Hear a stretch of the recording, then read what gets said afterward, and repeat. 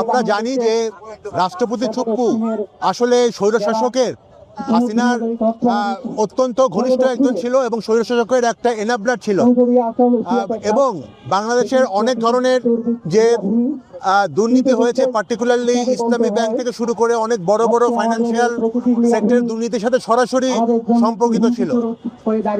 আমরা মনে করি যে রাষ্ট্রপতি চুপ্পুকে আসলে আগস্টের 5 তারিখের পরপরই সরিয়ে দেওয়া উচিত ছিল, কিন্তু যে কোনো কারণেই হোক তাকে সরানো হয়নি এবং বর্তমান সরকার দায়িত্ব নেওয়ার পর থেকেই অনেকের মতো আমরাও আসলে সরকারের কাছে আবেদন করেছিলাম, দাবি করেছিলাম যাতে তাকে সরানো হয়।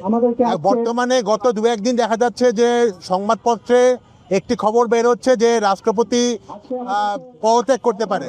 আমরা মনে করি যে আসলে এই ক্ষেত্রে এটা সরকারের সিদ্ধান্ত যে পদত্যাগ করবে কি করবে না। তো সরকার যদি তাকে পদত্যাগে বাধ্য করতে পারে, সরকারের উচিত হবে তাকে পদত্যাগ করে এই সেফ এক্সিট না দিয়ে তাকে অপসারণ করা। বাংলাদেশের ইমপিচমেন্ট করা অলরেডি হয়েছে। আমরা জানি যে বিএনপি সরকারের আগেই একজন রাষ্ট্রপতিকে ইমপিচ করা হয়েছিল। তাহলে এই রাষ্ট্রপতি যার হাতে রক্তের দাগ, তাকে কেন ইমপিচ করা হবে না? আমরা মনে করি সরকার যদি সিদ্ধান্ত নেয় নতুন কোনো রাষ্ট্রপতি নিয়োগ দেওয়া হবে, তাহলে সরকারের এই শাহাবুদ্দিন চুপ্পুকে ইমপিচ করে অভিশংসন করে তারপরে নতুন একজন রাষ্ট্রপতি নির্বাচন করা উচিত। এটাই আমাদের দাবি এবং এই দাবির সাথে সহমর্মিতা প্রদর্শন করার জন্য আমরা এখানে উপস্থিত হয়েছি। আচ্ছা, নতুন রাষ্ট্রপতি হিসাবে কাকে দেখতে চান বা কি ধরনের লোক দেখতে চান যদি একটু জানান? আমি মনে করি যে নতুন রাষ্ট্রপতি বাংলাদেশের তারই হওয়া উচিত যার সার্বজনীন গ্রহণযোগ্যতা আছে। সে শুধু একটি দলের হবে না, একটি দলের প্রতি লয়াল হবে না, যেটা আমরা দেখেছি চুপ্পু বা অন্যান্য আগের কিছু রাষ্ট্রপতির ব্যাপারে। আমরা মনে করি যে নতুন একজন রাষ্ট্রপতি যে আসলে বাংলাদেশের সকল রাজনৈতিক দল এবং নাগরিক সমাজ তাদের ব্যাপারে যার ব্যাপারে কোনো ধরনের কোনো আপত্তি থাকবে না, সবার কাছে গ্রহণযোগ্য এরকম একজন নতুন রাষ্ট্রপতি নিয়োগ দেওয়া উচিত। এবং আমরা কিন্তু অতীতেও দেখেছি রাষ্ট্রপতি শাহাবুদ্দিন আহমেদ সম্পর্কে আমরা জানি 90-এর পরে কিন্তু তাকে রাষ্ট্রপতি দায়িত্ব দেওয়া হয়েছিল এবং ওনার কিন্তু একটা গ্রহণযোগ্যতা ছিল এবং দেশের মানে সার্বভৌমত্ব এবং স্থিতিশীলতা রক্ষা করার জন্য এরকম একজন গ্রহণযোগ্য রাষ্ট্রপতি থাকা খুবই দরকার। তা আমরা আশা করব বর্তমান সরকার কোনো লয়াল লোক নেবে না, কোনো দলীয় লোক নেবে না, সর্বজন শ্রদ্ধেয় এবং সবার কাছে গ্রহণযোগ্য কাউকে একজন রাষ্ট্রপতি নিয়োগ দিবে। এবং বাংলাদেশে এরকম অনেক সম্মানিত ব্যক্তি আছে যারা রাষ্ট্রপতির দায়িত্ব নেওয়ার জন্য যোগ্য।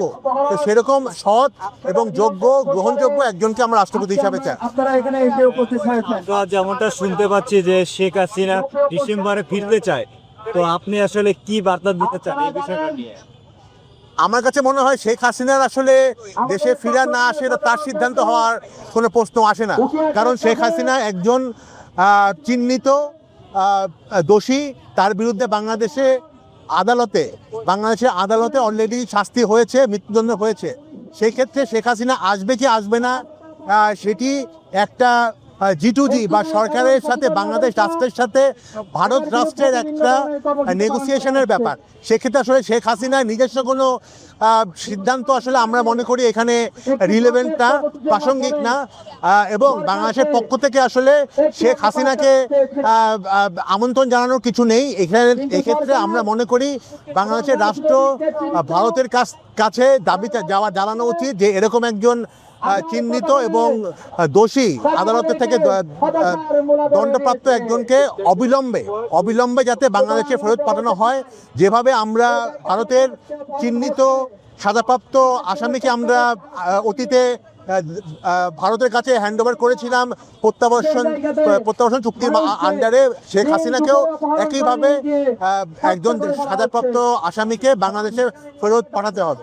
আমরা দেখেছি যে বেনজিরের সম্পর্কে আগের আইজি বেনজিরের সম্পর্কে বাংলাদেশ এবং দুবাইয়ের মধ্যে এক ধরনের নেগোসিয়েশন চলছে, একটা সরকারি পদ্ধতি চলছে। আমরা মনে করি বাংলাদেশ এবং ভারতের মাধ্যমেও ভারতের এরকম একটি সিদ্ধান্তের মাধ্যমেই বাংলাদেশের শেখ হাসিনাকে পাঠাতে হবে। এখানে শেখ হাসিনা নিজে চায় কি না চায় এটা একেবারেই অপছন্দ।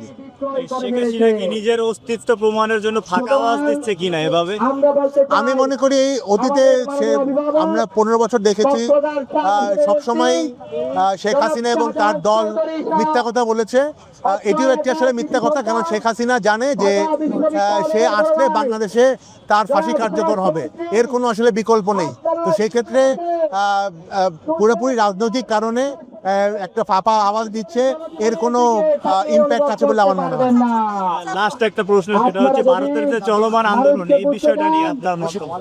আমরা মনে করি যে ভারতের তরুণ সমাজ জেনজি বাংলাদেশে যেরকম 2024-এ জেনজিরা মাঠে নেমে এসেছিল, তারাও সেভাবে একইভাবে মাঠে নেমে এসেছে এবং স্বৈর শাসকরা যেভাবে জেনজিদের আন্দোলনকে প্রতিহত করার দমানোর চেষ্টা করে, একইভাবে ভারতের মোদী সরকারও সেটাকে দমানোর চেষ্টা করছে। বাট আমার ধারণা এটা সফল হবে না এই দমানোটা। জেনজিরা হয়তো এবারে সফলতা না পেলে তো ভালো, আমরা সবাই আশা করি, না পেলেও ভবিষ্যতে কোনো না কোনো সময় জেনজিরা সফল হবে। বাংলাদেশে আমরা দেখেছি আগে কোটা আন্দোলন হয়েছে, নিরাপদ সড়ক আন্দোলন হয়েছে, একটা পর্যায়ে কিন্তু এই জেনজিরাই এরকম স্বৈরশাসককে হটাতে পেরেছে। ভারতেও কোনো একদিন এই জেনজিরাই মোদির মতো বড় স্বৈরশাসককে হটাবে। আপনি কি ব্যক্তিগতভাবে মোদির পদত্যাগ চান কিনা বা মোদির পতন চান কিনা? আমার মনে হয় যে কোনো গণতন্ত্রকামী মানুষই মোদির এই স্বৈরশাসনের এগেইনস্টে শুধু মানে সে শুধু শাসনই করছে না, সে কিন্তু ভারতের যারা মাইনরিটি সংখ্যালঘু তাদের উপরেও কিন্তু কন্টিনিউয়াসলি অপারেশন হচ্ছে। তো সেই অপারেশন কতদিন চলতে পারে?